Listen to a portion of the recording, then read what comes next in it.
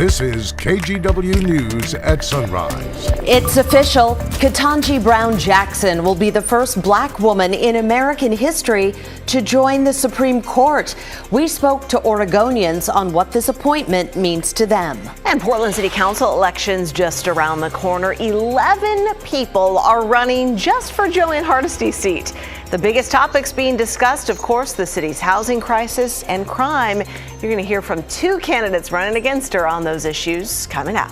Also, let's head out to Hillsboro just hours before opening day at Ron Tonkin Field. The Hops are playing Tri-Cities tonight, and Drew is out there this morning to preview all the action. Good morning, Drew.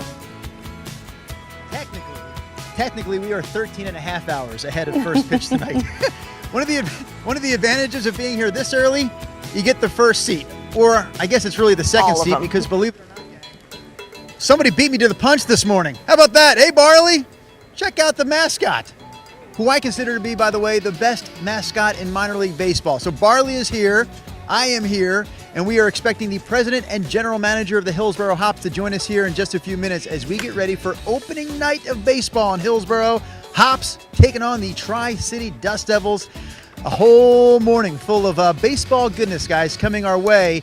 One thing that is a little bit in question right now, though, Joe Ranieri. How does that opening night weather forecast look? It's going to be a little bit on the drippy side, but hey, you're going to be out at a baseball game surrounded by a lot of fun atmosphere, so it's not going to be all that bad, right? Now, Drew, the showers will be heavy at times if we do see some thunderstorms rolling, and then we're picking up some heavier showers over into southwest Washington. Again, picking up a little bit of some hail just east of Longview, so it could be a very rainy start for some of you in southwest Washington. It's going to be kind of on the light showery side throughout many locations starting things off, but temperatures upper 40s, low 50s to start things off, and heading into the afternoon, daytime highs are only going to be in the mid to the upper 50s. Big cool down heading into this weekend. I'll talk more about that in detail in just a few minutes. Thank you, Joe. This morning, Portland police are looking for information about a deadly shooting in northwest Portland. Officers responded to the call at 6th and Burnside near the Roseland Theater and found a person wounded. They tried to save that person, but they died before paramedics got there. This was one of 3 shootings that happened within just 2 hours last night here in Portland. No word on how many people were hurt. We'll certainly update you as we learn more. I was just overwhelmed with excitement. Yeah, she's reacting to that historic moment. Ketanji Brown Jackson becoming the first black woman in American history to join the Supreme Court. And today, President Biden will host her for a celebration at the White House. Marceline Burke, the dean of the University of Oregon Law School, spoke to us about how much Jackson's confirmation means to her as a lawyer and a black woman. And she said it's important for the country to have a Supreme Court that reflects and represents its people. This is I think it's a more legitimate body and one in which can really grapple with the issues of today. And so I think it's a moment. It doesn't matter who you are. Yes, it has special significance to some of us, but this is an important moment for everyone. And despite Judge Jackson's extensive experience, the road to confirmation, of course, was contentious. PSU sociology professor Shirley Jackson says the way the hearings played out shows just how difficult it is still for someone like Judge Jackson to rise to this level. What she went through and the types of questions that were posed to her really do symbolize how, when you look at the racial and gender hierarchy in this nation, it's a real uphill battle for a black woman to make it to where she has actually been able to get to.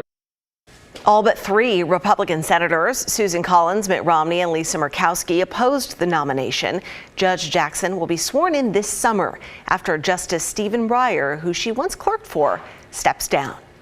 New video overnight shows the aftermath of a Russian attack on a Ukrainian train station. At least 39 people are dead and hundreds are hurt. This happened in the eastern part of Ukraine. 2 rockets hit the station earlier today. Thousands of Ukrainian refugees have gone through that train station to escape Russian forces. Ukrainian President Volodymyr Zelensky went on his Facebook page and released video and photos from the attack. Russia has denied it's responsible for that strike. In the meantime, lawmakers in both the U.S. House and Senate passed two bills targeting Russia.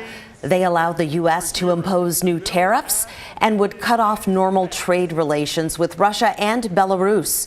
Those bills also ban Russian oil imports.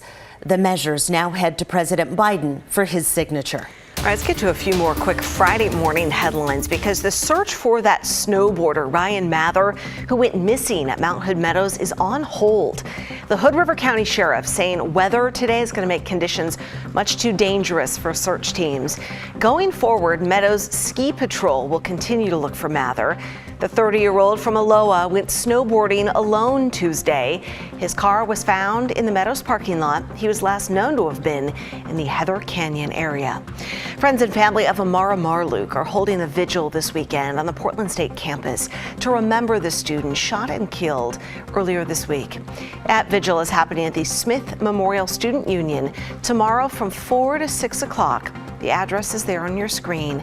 The family has also started a GoFundMe account to help. We have a link to that in our story at KGW.com. A new law in Washington will change a big aspect of the job hunt. So starting in January, we still have a while, employers will be required to include salary ranges and benefits information in job postings. Governor Inslee just signed the legislation into law. It applies to businesses with more than 15 employees. And those are a few of your Friday headlines. Well, a small school district in Benton County back in the headlines again, this time over a recall vote this week. Two members of the LC School Board are in danger of losing their positions. Supporters of the recall have criticized Chairman Ron Coates and Vice Chairman Jeff Davis for voting to approve a resolution to make masking indoors optional when it was still mandated by the state. According to the Benton County Elections website, 201 people voted yes to recall Coates, 157 voted no, 196 voted yes to recall Davis against 160 no votes, but the results won't be official until after April 25th, when the election is certified. The LC School District has faced both fines from OSHA and lost COVID relief funding over its defiance of state and federal mask mandates. All right, counting down, we're less than 6 weeks out from the primaries here in Oregon, and you've probably seen the election ads because political races definitely heating up. Yeah, and a big one in Portland is the race for City Council Position 3. That's Joanne Hardisty's seat. So the City Club yesterday hosted a debate between her and the top two candidates. Christine Pitawanich has a snapshot. And to everyone, welcome to City Club's candidate debate for Portland City Council Position number 3. Thursday morning, 3 candidates vying for a Portland City Council seat fielded questions via Zoom in a City Club of Portland debate, hoping to sway voters their way. Our government has been dysfunctional for too long. Portland is facing an historic threat to its livability. My biggest honors in life has been to serve as your Portland City Commissioner, Position 3. Here's a quick snapshot of who they are. Renee Gonzalez is an attorney who owns a legal and consulting practice. Vadim Ozierski is an administrative law judge who focuses on disability law and advocates for immigrant and refugee communities. Joanne Hardisty is the incumbent. She's the first Black woman elected to City Council, a veteran and civil rights leader. They are a part of a group of 11 people running for City Council Position 3 in the city of Portland. A number of topics were addressed, one of them the lack of affordable housing. We have to stop driving away small landlords. I think we should let the developers do the private market, and the city should be focused on making sure that workers and low-income people are able to thrive and prosper within the city of Portland. We're at a point where in about 5 years, we will have another housing crisis because we don't have enough in the pipeline. We need to bring to the table developers, housing advocates, home builders, and see what we can do to iron this out. Another big issue, crime. I continue to stay focused on my priorities, and my priorities are public safety remains the number one priority. That's why I created Portland Street Response, to create a non-law enforcement response to people suffering on our street. So we need to reform and rebuild the police. You have to heed the calls of individuals. We must end what some have called the defund police culture that makes it so difficult to recruit and retain quality officers. Christine Pitawanich, KGW News. So you can go to our website and read much more about all the candidates running for her position and seat number 2. That's the one currently held by Commissioner Dan Ryan. Oh, let me say again, happy Friday. We made it to the end of the work week. I do have a little bit of weather whiplash, though.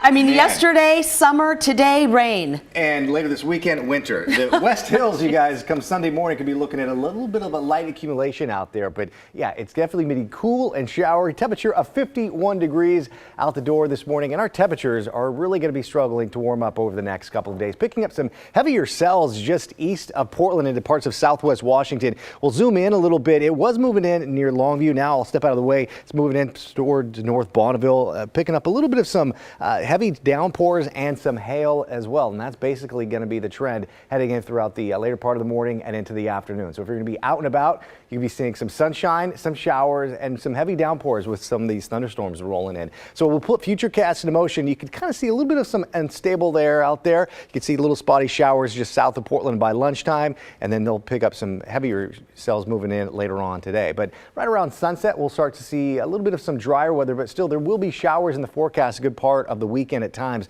Traveling over the mountain passes, you're going to be seeing some heavy snow showers. Again, right up outside Timberline Lodge right now, you're just seeing some showers, but the snow level drops down to 4,000 feet later on this afternoon, bringing in up to 1 to 3 inches of snow. You can see the snow showers will get really intense heading into the weekend, and really intense and also dropping pretty low, down to 1,000 feet by Sunday morning. A light accumulation up in the West Hills, and you can see up in Mount Hood, you're going to be seeing a decent amount of snow heading into the later part of this weekend. The day planner today looks like this. Starting things off in the low 50s, scattered showers, some heavier cells and thunderstorms on and off throughout the day. Daytime high today of only 57 degrees, and for your weekend, you're going to be seeing temperatures in the upper 40s to low 50s, and expect to see some cool conditions carrying over into next week.